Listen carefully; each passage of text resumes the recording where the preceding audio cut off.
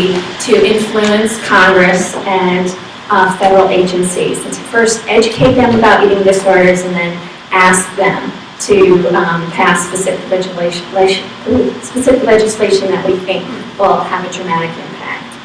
And one of the ways that we have done this, and our most effective tool for actually getting members of Congress on board, has been having people tell their personal stories.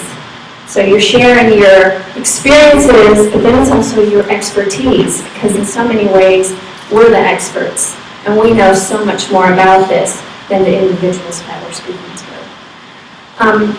So in that vein, I'm just going to tell you a little bit of my personal story, and with activism in particular.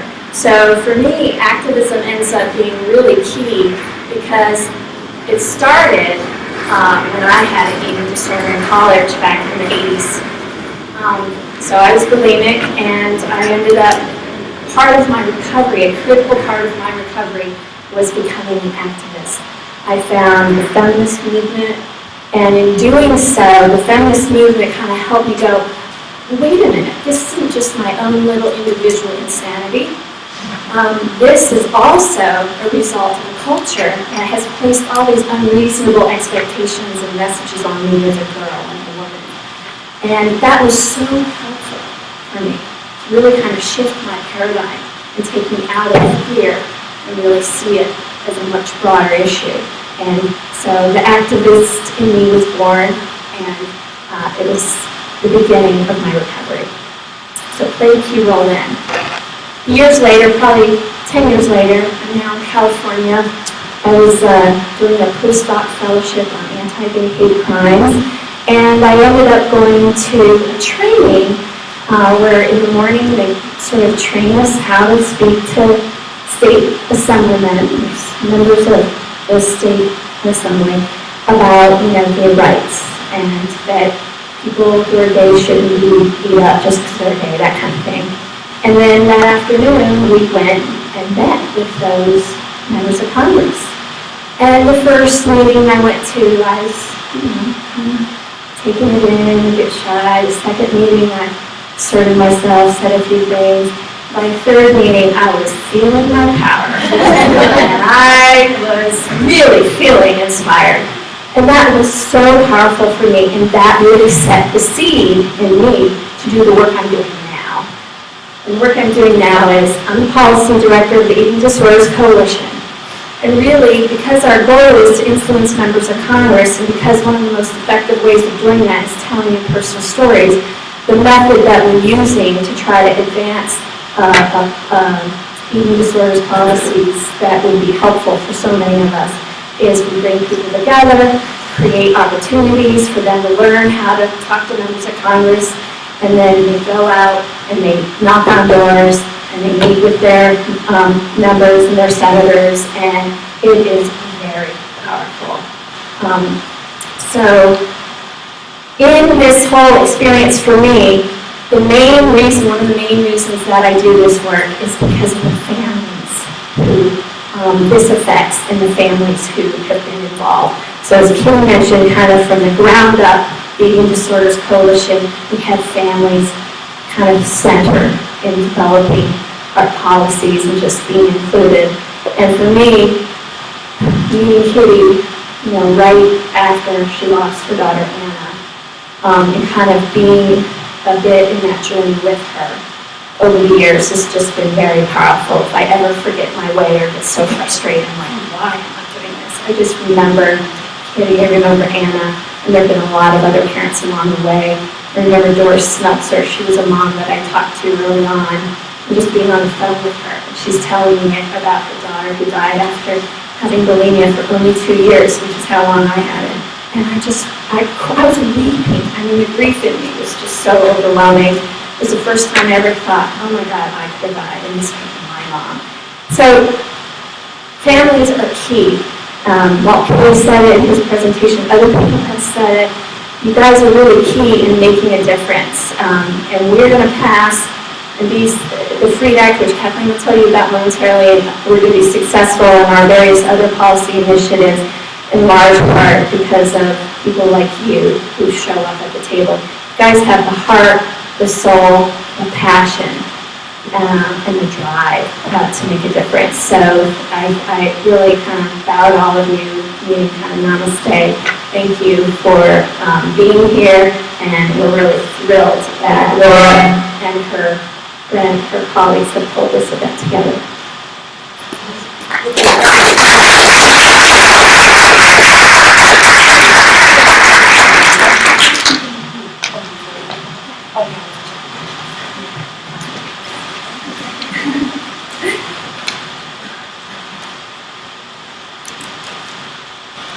Hi everyone, thanks for having me. Thanks Katie for that beautiful introduction, and then of both of us, and then also an introduction into advocacy.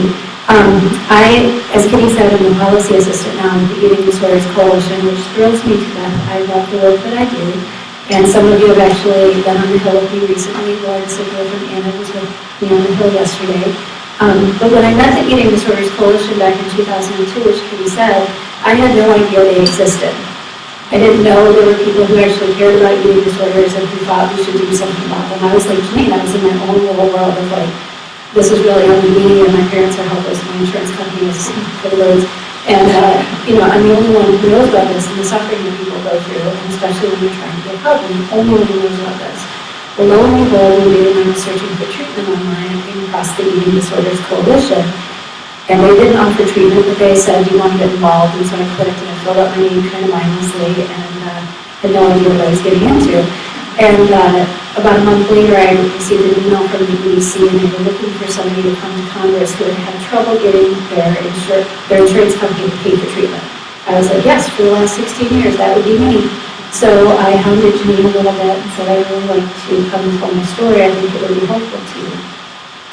Well, because I had suffered so long, feeling alone in my journey of suffering and not getting the help that I needed from my insurance company, I felt very alone, and I felt very tired of fighting.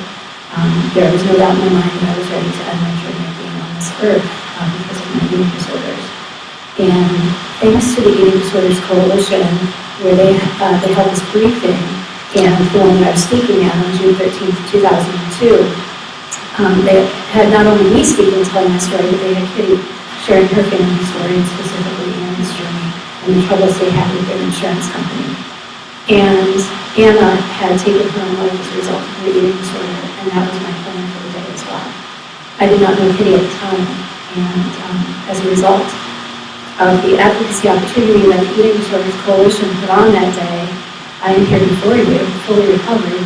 Because as a result of hearing Kitty's story, I realized that what I was about to do was very real, and that there was a solution. There was hope. I had hope that there was somebody out there in Washington, D.C. who cared about me, who said, we will help you fight your journey. We will help you fight your insurance companies.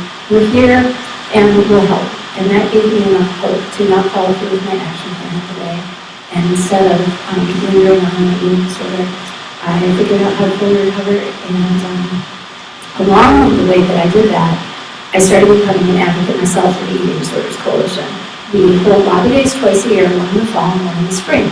And I went to my first lobby day in February of 2003, and much like Janine when she went into her office staff in California, I was nervous. I felt like I had no clue what I was about to talk about, but thankfully we prepared people really well for the time that we spent on the Hill in our advocacy days. And so, by the time I got done with my first one, I felt my power too. And it was the first time that I had felt power probably in over 15 years of my life. It was a wonderful experience. When I first met the coalition, though, we didn't have a solution to the problem of eating disorders. What we were doing on the Hill was kind of eating disorders 101. We were going in and meeting with members of Congress and their staff members and saying, we have this huge problem. And they would kind of look at us across the table and go, that sounds like it sucks. And it's a big problem. Yeah, we hear you, we get it. Well, what do you want us to do? And for the first couple of years, we really didn't have a solution.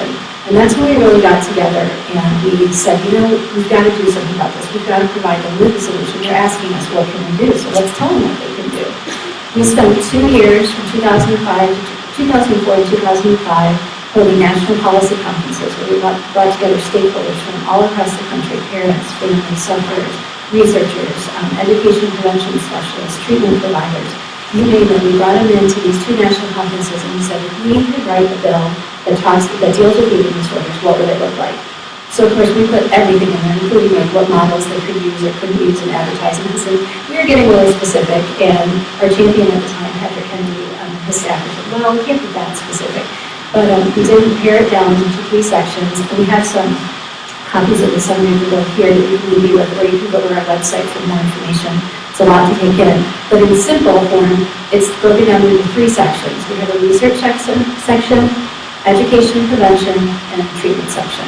So you can read more about it in the summary, and essentially the research section says what it should. We need to learn more about this. We have to have more funding to research eating disorders and eating disorder treatment. We need to know the comorbidities.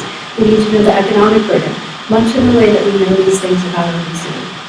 And the treatment section... Cindy Bueller, she was talking about we need epidemiological studies. Well, the F.E.A.S.T Act says that, would include that. And then I think Walt Kay said something about centers of excellence, and the F.E.A.S.T Act would establish centers of excellence for eating disorders. So heads up on that for the research. They were too. I mean, a lot of people helped draft the language that went into the bill, and Cindy was one of our key researchers who helped with the research section. So we went to the experts in a few times who helped draft the bill. Oh, and sorry. In the research section, I just love that Ruth Sullivan was here for autism, because the research section actually is modeled after the autism bill that successfully passed. Yeah. Very, very good point, because as you know, we're in a kind of computational Congress session right now, and so they have part of a bill modeled after something that already passed, is really helpful when we talk to members of Congress. I'm going to leave the summary to itself for you to look at later, because I really want to talk about why we need you to become activists with us on the Hill. There are millions who suffer with eating disorders, and we need to show members of Congress that. Yesterday when I was meeting with Senator Kirk's office and his staffers, he said, well, how many people? Like, how many people from my state, Illinois? And I said, I don't know, but we'll find out for you. And so today on Facebook, my status is, if you're from Illinois, I need you to contact me, because we're going to help you draft a letter to his office to show him how many families are suffering. But what is really powerful is not only when they receive letters, but it's when they see you face to face. And when they see not only 2 of us walking into their office representing the millions of you and speaking on behalf of you, which I'm very honored and privileged to do, when they see you and they put a face to it, and you can talk about your hometown and how that impacts their state, and you can share your stories of your sons and daughters and your mothers and fathers and whoever your loved one is affected by eating disorders. I highly hope that you will check out our website, eatingdisorderscoalition.org. It has information about lobby days, and then also the F.E.A.S.T Act. The other things that we work on, too, as a coalition, because we represent 35 member organizations, including these, and one of the things we do is we look for other avenues to influence legislation. So if we're not going to get the F.E.A.S.T Act passed this session, what else can we do in the meantime while we're trying to get it passed? And I believe we will get it passed. But we're also looking at the Essential Health Benefits Package through the Affordable Care Act. So we've been working with our advocates. We put out a post on Facebook to our advocates saying, we need you to make comments, submit comments to the Health and Human Services Department. And then I spoke at what's called a listening session, where directors from Health and Human Services were listening to all sorts of diseases who need the Affordable Care Act to help them. It was a lot for them to take in. And when I got up, I shared Annie's story and another woman's story who passed away from an eating disorder. And I explained to them, this is why we need your help in the Affordable Care Act. And the next day I received a personal email from the director CC to about 700 colleagues saying they really got it. And so we asked our advocates to follow up on those comments, because they got it, and we need to hear that it's not just Kathleen who is caring about this issue. So we had over 200 advocates write into HHS, which is a lot for them to hear from. Those are things that we do, and we become involved not only through lobby day, but also through our other action efforts, like the HHS letter writing, and then we also do other letter writing campaigns throughout the year. I just want to say a special note to the parents, and then I'll close. My parents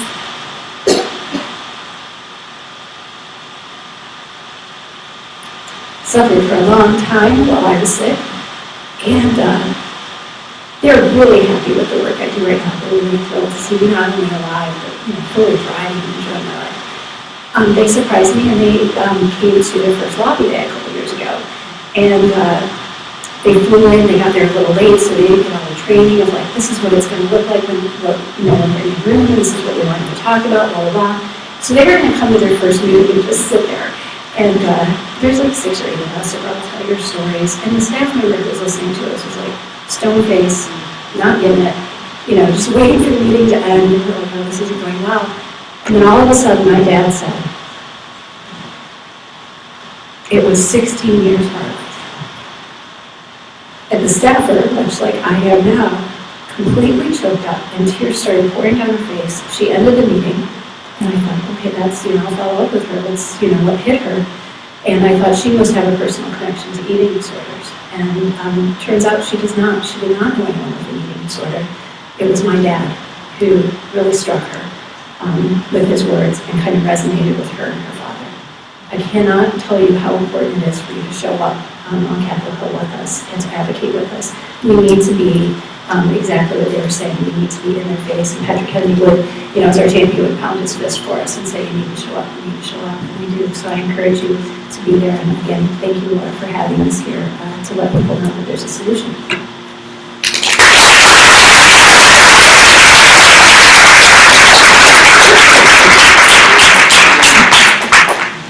Thank you very much. We're going to actually break out into separate groups right now, and you guys are going to be, in the Marshall room, and then the topic of traditional media and public speaking, which will be facilitated, or the discussion leaders will be Susan Ringwood, Kitty Weston, and June Alexander. That's going to be in the Pendleton room. Virtual media, discussion leader Terry Arnold is going to be in the Stevenson room, and then online social networking, discussion leader Mary Gutteridge will be in the Blythe room.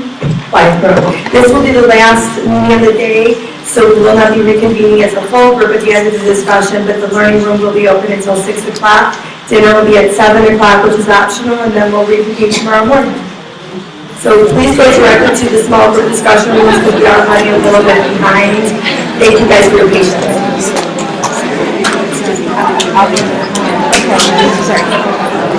See you guys tomorrow. Bye.